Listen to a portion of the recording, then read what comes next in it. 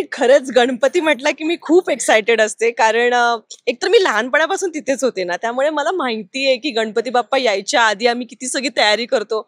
अख्खं घर धुवून काढायचो. त्याच्यानंतर मग सगळंच, मग बाप्पाची भांडी, जी देवासाठी जी भांडी लागतात ती सगळी स्वच्छ करायची, ते काम माझ्याकडेच असायचं. डीव्हीडी वगैरे लावायचे आणि तर ते ते होतं ना ते गाणं, शंकराला माझ्या, महादेवाला माझ्या, माझ्या माझ्या आवडते बेलाचं पान, ते मला इतकं. आणि मी ते जे गाणं आहे ना, त्या गाण्यात त्यांनी जो टोन लावलाय त्या टोन शंकर असं काहीतरी मी बोलायचे. काही नाही बोलणार. या ज्या अशा कमेंट्स करत राहा, प्रेम करत राहा. तुमच्या या ज्या कमेंट्स आहेत, काढून टाका, हिला मारा, हे करा, तेच तुमचं प्रेम आहे. So thank you. नमस्कार मंडळी, मी श्रावणी विलास लकेश्री तुमचं मराठी मनोरंजन विश्वमध्ये स्वागत करते. मी आज आले घरोघरी मातीच्या चुलीच्या सेटवरती आणि आत्ता इथे इतका सुंदर माहोल आहे, कारण आपल्यासोबत सुंदर सुंदर अभिनेत्री आहेत आणि त्यातलीच एक म्हणजे आपली सगळ्यांची लाडकी प्लस नावडती तिच्या कॅरेक्टरमुळे. कशी आहेस? मस्त, खूप कमाल. ऐश्वर्या नाव आहे, पण ऐश्वर्या सारखीच दिसतेस आज. Thank you so much. आज एवढा सुंदर पेहरावा केलाय, तिन्ही सुनांना सेम गळ्यातलं दिलेलं आहे. तुला आवडलंय का ते? कारण मला प्रचंड आवडलं. हो, मला सुद्धा खूप आवडलंय. म्हणजे मुळातच यावेळेस मी सांगितलं होतं की बाबा थोडासा असा वेस्टर्नाइज वगैरे लुक नकोय, म्हणजे ट्रेडिशनल ठेवतो, पूर्ण ट्रेडिशनल ठेवूया. आणि मला खूप आवडलं हे, म्हणजे सगळं ना नथीची थीम आणि मग चंद्रकोर बॅकला पण आहे ते.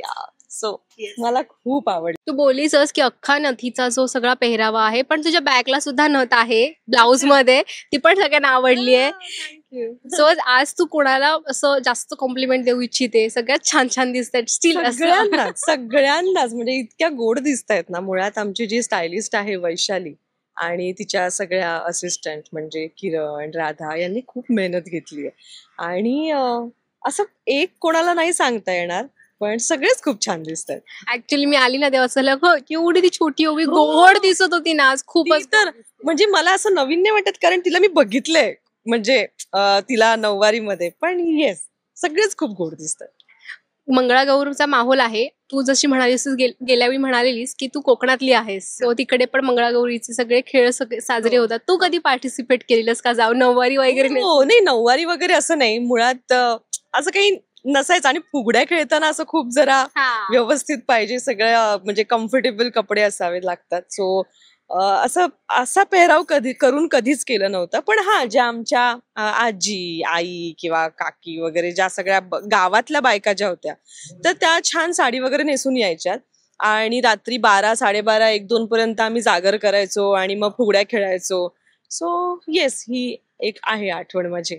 कोकण म्हटलं की गणपती येतातच आणि आता कमी दिवस राहिलेत. तू किती मिस करते आणि असं की जायचंय मला? हो, मी खरंच गणपती म्हटला की मी खूप एक्सायटेड असते, कारण एकतर मी लहानपणापासून तिथेच होते ना, त्यामुळे मला माहिती आहे की गणपती बाप्पा यायच्या आधी आम्ही किती सगळी तयारी करतो. अख्खं घर धुवून काढायचो. त्याच्यानंतर मग सगळंच, मग बाप्पाची भांडी, जी देवासाठी जी भांडी लागतात ती सगळी स्वच्छ करायची, ते काम माझ्याकडेच असायचं. सो असं सगळं खूप मजा, फुलं आणा, मग बाप्पाची छान ह्या वर्षी कुठली आपण मूर्ती करायची आहे, मग बालगणेश करायचा किंवा बालकृष्ण करायचा किंवा मग स्वामींच्या ह्याच्यातलं करायचं, सगळं डिस्कशन. किती मिस करतेस तू? खूप मिस करते, कारण आधी व्हायचं अगं जाणं, आणि आता असं शूटिंग मधून वेळ मिळत नाही किंवा त्या तयारीसाठी वेळ मिळत नाही. त्यामुळे येस, ऑफकोर्स मी खूप मिस करते, पण मी जाते. हो, ते म्हणे कोकणी माणूस वेळात वेळ काढून. हो, म्हणजे काय, बघ बाप्पा, मग बाप्पाच्या सगळ्या आरत्या, मग भजन, मग सगळ्यांचे वेगवेगळे प्रसाद. तुझं आवडतं भजन असं काही हे नाहीये ग. असं काही. पण आपण एक असं ना, आपापल्या गावची एक आपापली गाणी असतात, बरोबर? त्यातलं तुला आता कोणतं गाणं आठवतं? मला आता कसं आहे ना, माझे आजोबा आता ते नाहीयेत, पण त्यांना एक सवय होती, सकाळी 6 वाजता कोणी उठो ना उठो, ते छान असं ह्याच्यावरती डीव्हीडी वगैरे लावायचे. आणि तर ते होतं ना ते गाणं, शंकराला माझ्या, महादेवाला माझ्या, माझ्या माझ्या आवडते बेलाचं पान, ते मला इतकं. आणि मी ते जे गाणं आहे ना, त्या गाण्यात त्यांनी जो टोन लावलाय त्या टोन शंकर असं काहीतरी मी बोलायचे. ते म्हणून म्हणलं आपल्या गावची आपली पद्धत असते गाण्याची. ते सेम ट्यून असतात, स्टील गाणी वेगळी असतात, चाल सेम असते पण गाणी वेगळी. अगं कधीतरी तर बॉलिवूड मधलं गाणं असतं आणि त्याला बाप्पाचं सगळं लावलेलं असतं, ती पण एक मजा.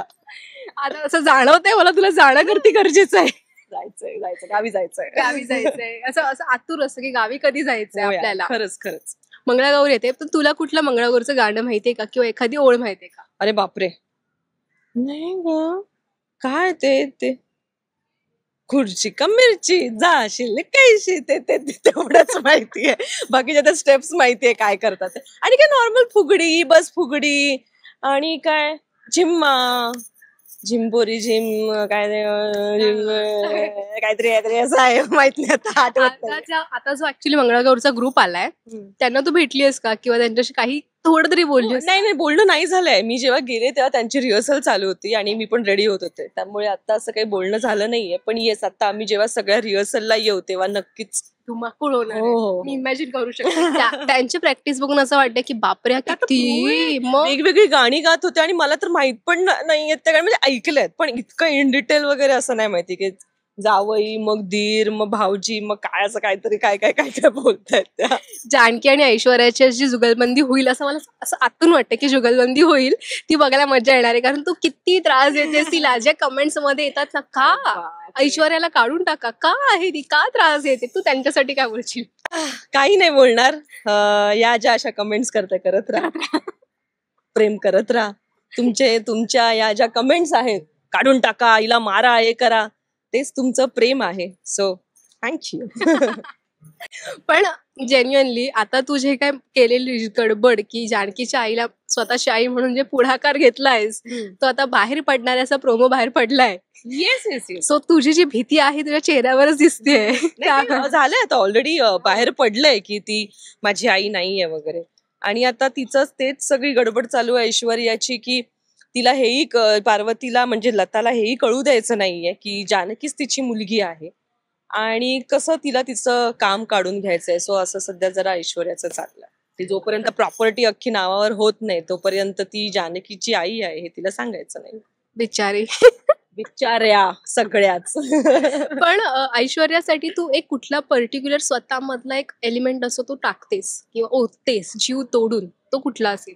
ऐश्वर्यामध्ये असं मुळातच मला प्रामाणिकपणे काम करायला आवडतं आणि माझं असं होतं ना की आहे तो माझा स्वभाव की एखादी गोष्ट जर का मी शिकले किंवा एखादी गोष्ट जर का मी करायला घेतली तर जोपर्यंत ती पूर्ण येत नाही ना मला त्याच्यामध्ये जरा परफेक्शनने नीट होत नाहीये ना तोपर्यंत मी ती करत राहते. सो येस, माझा हा स्वभाव मी ऐश्वर्यामध्ये किंवा ऐश्वर्याच्या कॅरेक्टरमध्ये टाकलाय किंवा ऐश्वर्याचं कॅरेक्टर अजून छान होण्यासाठी मी तो माझा जो स्वभाव आहे तो. हा. पण ते खरंच छान वाटतं कारण निगेटिव्ह करणं खूप कठीण असतं, पॉझिटिव्ह सगळंच काम कठीण असतं. हो, म्हणजे मी आता जेव्हा मला असं खूप व्हायचं की मला पॉझिटिव्ह करायचंय आणि त्याच्यानंतर एखाद दोन सीन जसे काहीतरी येतात तेव्हा थोडीशी गडबड होते. तुम्ही जर का त्याचा अभ्यास केला आणि तुम्ही तो सराव करत राहिलात ना तर ते होईल. न होण्यासारखं असं काहीच नाहीये. सो ते होईल. पण अचानक जेव्हा असं काहीतरी येतं ना तर थोडंसं गडबडायला होतं कारण तो आपला झोन नसतो. So yes. पण पॉझिटिव्ह करायला आवडेल की निगेटिव्ह कंटिन्यू करायला आवडेल? नाही, दोन्ही आवडेल मला करायला. म्हणजे आतापर्यंत मी जी माझी बाजू एक्सप्लोर केली आहे ती निगेटिव्ह कॅरेक्टर साठीचीच एक्सप्लोर केली आहे. सो येस, ऑफकोर्स मला पॉझिटिव्ह रोल्स करायला आवडते. कारण निगेटिव्हचं काम मला ना ऍक्च्युली आपलं एक स्वभाव असतो ऑब्झर्व करण्याचा. सो माझा एक स्वभाव आहे की कोणी कॅरेक्टर प्ले करायचं मी खूप ऑब्झर्व करते कशी करत असते, तिचे डोळे काय बोलते, तिचा हात कसा फ्लो होतोय. सो मी तुझं एक वेगळं तू खूप एनर्जीने किंवा ते खूप चिडून जे बोलतं असं ते खूप छान करते. मला खरंच आवडतं तुझं काम. पण निगेटिव्ह ऑब्वियस लोकांना आवडतं. थँक्यू सो मच तुला बोलवणं आलेलं आहे. ते मगासपासून ते 3 वेळा आले मी थांब पाठवते मी असं झालं माझं. Thank you so much. प्रेक्षकांसाठी काही मेसेज असेल किंवा तुला टिप द्यायची असेल तर काय देशील? काही नाही टिप द्यायची. आता बाप्पा येतात, भरपूर मोदक खा, छान छान बाप्पाची गाणी गा, आरत्या म्हणा, भजनं करा आणि आहा गणपती बाप्पा मोरया.